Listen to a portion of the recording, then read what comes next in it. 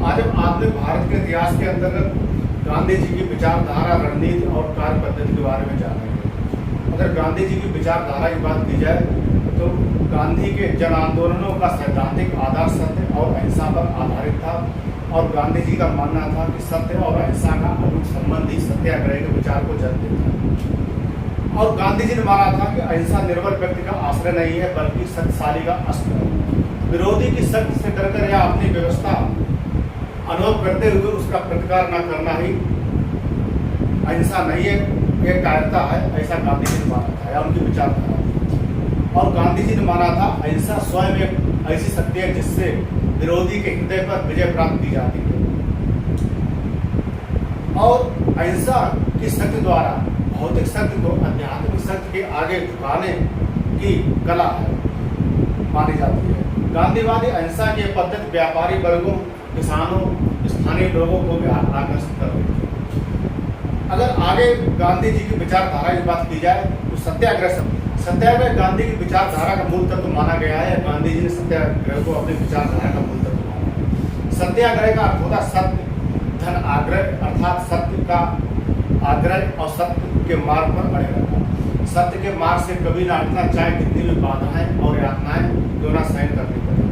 वास्तविक रूप में अहिंसा के माध्यम से असत्य पर आधारित बुराई का विरोध करना ही सत्याग्रह कहलाता है। सत्याग्रही को तो स्वयं सत्य पर दृढ़ रहकर अपने विरोधी को महसूस करवाना है कि उसका मार्ग असत्य और बुराई का मार्ग है। जो ही उस विरोधी को इस तथ्य का पता लगेगा वह अपने आप ही बुराई छोड़कर भलाई की ओर अग्रसर हो जाएगा। इस तरह सत्याग्रही सत्य के मार्ग पर दृढ़ रहकर अपने विरोधी का हृदय परिवर्तन करने को तत्पर होता है। गांधी जी ने माना था कि सत्याग्रही को अहिंसक बने रहना है लेकिन विरोध बराबर जारी रखना चाहिए।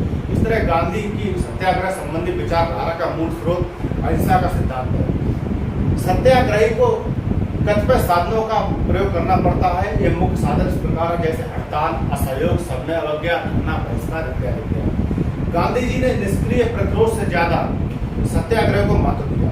उनके अनुसार निष्क्रिय प्रतिरोध का अर्थ है कि विरोधी को हराने का प्रयत्न, जबकि सत्याग्रही का तात्पर्य है विरोधी का हृदय परिवर्तन। निष्क्रिय प्रतिरोध में सत्याग्रह की आत्मिक शक्ति नहीं है। इस तरह निष्क्रिय प्रतिरोध हमारी कमजोरी का भी प्रतिफल हो सकता है, जबकि सत्याग्रह हमारी निर्भयता का द्योतक है। गांधी जी समाजवादियों में एक व्यक्तिवादी तथा मार्क्सवादी विचारधारा संबंधित थे। गांधी जी की विचारधारा को आगे समझने के लिए साधन साध्य की पवित्रता की बात करते हैं। गांधी जी ने राजनीति और नैतिकता के निकट संबंध को स्पष्ट करने के लिए साधन और साध्य दोनों की पवित्रता पर बल दिया, जबकि मैकियावेली ने सिर्फ साध्य की पवित्रता पर बल दिया, अर्थात केवल परिणाम की प्राप्ति को ही मुख्य उद्देश्य माना। जबकि गांधी जी ने साधन साध्य की पवित्रता अर्थात जो साधन है जिसके द्वारा हमें कोई भी फल हासिल करना है और साधन और दोनों फलों को अर्थात परिणामों को, साधन और परिणामों को दोनों की पवित्रता पर गांधी जी ने बल दिया और इन्होंने साधन को साध्य से पहले रखा। अर्थात किसी भी परिणाम को प्राप्त करने के लिए साधन को सबसे पहले रखा। साध्य का अर्थ होता परिणाम। जैसे साधनों में वैसा ही साध्य होगा। गांधी जी ने माना था कि साध्य की तुलना बीज से की जा सकती है और साध्य की वृक्ष से। अगर जैसा बीज बोएंगे वैसा ही वृक्ष मिलेगा। इस प्रकार ये कह सकते हैं बीज से ही वृक्ष की उत्पत्ति होती है और वृक्ष की उत्पत्ति भी बीज की प्रकृति के अनुरूप होती है। यदि साधन अनैतिक होंगे तो साध्य चाहे कितना भी नैतिक क्यों ना हो वो अनैतिक ही माना जाएगा। गांधी जी ने स्वराज प्राप्ति के लिए सत्याग्रह का मार्ग दिखाया, क्योंकि सत्याग्रह ऐसा साधन था जो साध्य अर्थात स्वराज के समान ही पवित्र था। यदि हिंसा, छलकपट और असत्य के मार्ग पर चलकर स्वराज मिल भी जाता है तो वे उसे स्वीकार करने को तैयार नहीं थे। यही वजह है कि गांधी जी ने 1922 में चौरी चौरा कांड के चलते असहयोग आंदोलन को वापस ले लिया था, लेकिन असहयोग आंदोलन वापस लेने के अन्य कारण भी थे। इसके बाद गांधी जी ने अपनी विचारधारा के अंतर्गत वर्ग समन्वय की अवधारणा को व्यवहारिक रूप प्रदान किया। वर्ग समन्वय पर गांधी ने विशेष बल दिया और वर्ग समन्वय के द्वारा स्वतंत्रता प्राप्ति का लक्ष्य निर्धारित किया, जबकि मार्क्सवादी अवधारणा में वर्ग संघर्ष अनिवार्य माना जाता है। इसी अंतर्गत गांधी जी विचारधारा के अंतर्गत गांधी जी ने एक सिद्धांत दिया, सर्वोदय का सिद्धांत। इस सिद्धांत में गांधी जी ने वर्ग विहीन, जात विहीन और शोषण मुक्त समाज की स्थापना पर बल दिया।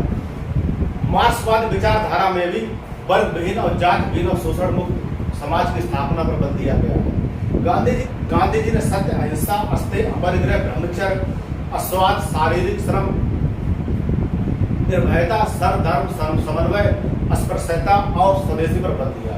सर्वोदय के माध्यम से गांधी जी ने सत्ता और संपत्ति के विकेंद्रीकरण पर बल दिया, अर्थात कि सत्ता और जो संपत्ति है वो किसी एक के हाथ में या चंद मुट्ठी भर लोगों के हाथों में संकेंद्रित ना हो, बल्कि उसका विकेंद्रीकरण हो, अर्थात सबके हाथ में सत्ता और संपत्ति का बंटवारा बराबर रूप में हो।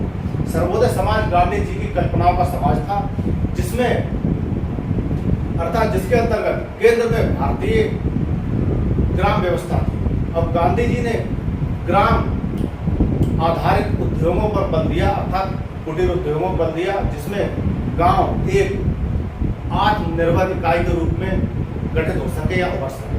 गांधी जी की राजनीतिक धारणाओं का मूल आधार सर्वोदय था। सर्वोदय का अर्थ है कि सबकी समान उन्नति, एक व्यक्ति का भी उतना ही महत्व है जितना अन्य व्यक्तियों का सामूहिक रूप से।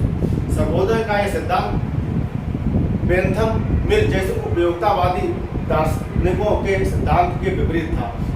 ये उपयोगितावादी दार्शनिक मानते थे कि अधिकतम लोगों के अधिकतम सुख की कामना करना ही या उसको व्यवहारिक रूप प्रदान करना ही गांधी जी का यह सर्वोदय का सिद्धांत बेंथम मिल जैसे उपयोगितावादी जो दार्शनिक थे उनके सिद्धांतों के विपरीत था। इन दार्शनिकों का मानना था अधिकतम लोगों के अधिकतम सुख की कामना ही मुख्य उद्देश्य है। इसके बाद गांधी जी ने एक सिद्धांत दिया, आर्थिक सिद्धांत। आर्थिक सिद्धांत के अंतर्गत गांधी जी ने ट्रस्टीशिप सिद्धांत अर्थात न्याय का सिद्धांत दिया। यह सिद्धांत उन्होंने दक्षिण अफ्रीका में 1903 में प्रतिपादित किया था। इसके अंतर्गत संपत्ति का स्वामित्व निजी होते हुए भी इसके स्वामी उसे सार्वजनिक उपयोग के लिए सुलभ बनाए, अर्थात जो संपत्ति है अगर उद्योगपतियों के हाथ में अगर अधिक मात्रा में उनके हाथ में आ गई है तो उस संपत्ति का उपयोग समाज की भलाई के लिए करें। वर्तमान में सरकार एक योजना है CSR, उसके अंतर्गत उद्योगों से यह उम्मीद रखती है, उद्योगपतियों से उम्मीद रखती है कि वो सामाजिक विकास में अपना योगदान दे। यह गांधी जी के ट्रस्टीशिप सिद्धांत पर ही आधारित है। ट्रस्टीशिप सिद्धांत औद्योगिक पूंजीवादी शोषण के विरोध में था। यह सिद्धांत मालिक मजदूर के सहयोग पर निर्भर था और भारतीय कामगार और पूंजीपति वर्ग को अपनी ओर आकर्षित कर रहा था। गांधी जी ने आधुनिक औद्योगिकरण की आधुनिक औद्योगिकरण की आलोचना की, जबकि जवाहरलाल नेहरू औद्योगिकरण के अर्थात तीव्र औद्योगिकरण के पक्षधर थे, लेकिन वो समाजवादी विचारधारा भी साथ में रखते थे, अर्थात समाजवादी विचारधारा के आधार पर भारतीय उद्योगों का आधुनिकीकरण करने के पक्ष थे जवाहरलाल नेहरू। गांधी जी के अनुसार यह मशीनीकरण भारत को पीछे धकेल रहा है। वस्तुतः गांधी भारत में लघु और कुटीर उद्योगों के संदर्भ में ऐसा कह रहे थे, क्योंकि भारत की 80% से ज़्यादा आबादी गांवों में रहती थी और अंग्रेजों की व्यवहारिक नीति से हस्तशिल्प उद्योगों का पतन हो गया था। इस तरह गांधी का आधुनिक औद्योगिकरण के विरुद्ध विचार उन लोगों को आकर्षित कर रहा था जो इस औद्योगिकरण में पिछड़ गए थे। इसके बाद गांधी जी ने अपनी विचारधारा के अंतर्गत सामाजिक सिद्धांत दिया। गांधी जी ने आदर्श समाज की स्थापना पर बल दिया, जिसमें अप्राकृतिक ऊंच नीच का भाव, अस्पृश्यता, छुआछूत, स्त्री पुरुष का भेद ना हो। गांधी जी के अनुसार जब तक अस्पृश्यता अर्थात छुआछूत को समूल नष्ट नहीं कर दिया जाएगा तब तक भारतीय समाज उन्नत नहीं कर पाएगा।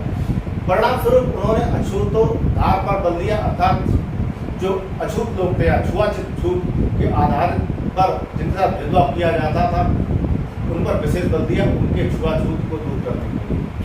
गांधी जी ने स्त्री पुरुष समानता पर भी बल दिया और कहा कि देश की आधी जनसंख्या को निष्क्रिय कर देने से देश का विनाश हो जाएगा। अतः गांधी जी ने सभी क्षेत्रों में स्त्रियों के भागीदार पर बल दिया। गांधी जी का यह सामाजिक सिद्धांत समाज के बहुसंख्यक तबके को आकर्षित कर रहा था उस समय मौजूदा दौर। अगर शिक्षा संबंधी विचार की बात की जाए, शिक्षा संबंधी विचार के अंतर्गत गांधी जी के अनुसार शिक्षा आत्म साक्षात्कार या संबंधी विचार की बात की जाए तो गांधी जी के अनुसार शिक्षा आत्म साक्षात्कार या अपने को पहचानने की कला है। गांधी जी ने अंग्रेजी शिक्षा पद्धति की आलोचना की। उन्होंने मातृभाषा में शिक्षा प्रदान करने पर बल दिया और शिक्षा को उत्पादन से संबंधित करने की बात की। गांधी जी का यह शिक्षा सिद्धांत वर्धा शिक्षा तथा बुनियादी शिक्षा के नाम से जाना जाता है। उनका यह शिक्षा सिद्धांत समाज के सभी वर्गों को आकर्षित कर रहा है। इसके बाद देखते हैं गांधी जी की रणनीति और कार्य पद्धति। गांधी जी की रणनीति और कार्य पद्धति के अंतर्गत मुख्य बिंदु इस प्रकार है कि गांधी जी के अनुसार जन आंदोलन लगातार लंबे समय तक नहीं चलाया जा सकता, क्योंकि जनता की विरोध करने की सीमा होती है और उसमें एक पड़ाव आ जाता है। इसका मूल कारण ये है कि जनता के दमन सहने और बलिदान करने की शक्ति असीम नहीं होती है। अतः निष्क्रिय दौर में ऐसे रचनात्मक कार्य करते रहें जो जनता को स्वावलंबी बनाए रखें और जनता में एक गतिशीलता प्रदान करते रहें। इस तरह आंदोलन पुनः शुरू हो सकता है।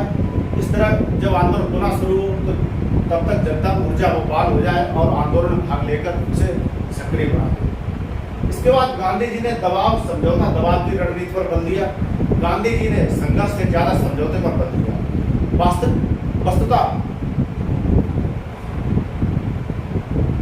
वस्तुतः जन आंदोलन के माध्यम से शत्रु पर दबाव डालकर उसे समझौता करने के लिए तैयार करने की रणनीति अपनाई। फिर शेष रह गए उद्देश्यों की प्राप्ति के लिए पुनः जन आंदोलन छेड़ शत्रु पर दबाव की नीति को बनाना और पुनः उसे समझौते के लिए तैयार करना, जन आंदोलन को वापस लेना और फिर शुरू करना गांधी जी की इसी रणनीति का एक पहलू था। इस रणनीति को दबाव की नीति भी करेंगे। गांधी जी ने जनता की केंद्रीय भूमिका पर भी बल दिया। राष्ट्रीय आंदोलन के दौरान गांधी जी ने जनता की शक्ति को पहचाना और आंदोलन में जन सहभागिता पर बल दिया। इस तरीके से जनता को राजनीतिक रूप से सक्रिय कर साम्राज्यवाद विरोधी संघर्ष में उसका समर्थन हासिल किया। इसके बाद गांधी जी ने नियंत्रित जन आंदोलन पर भी बल दिया।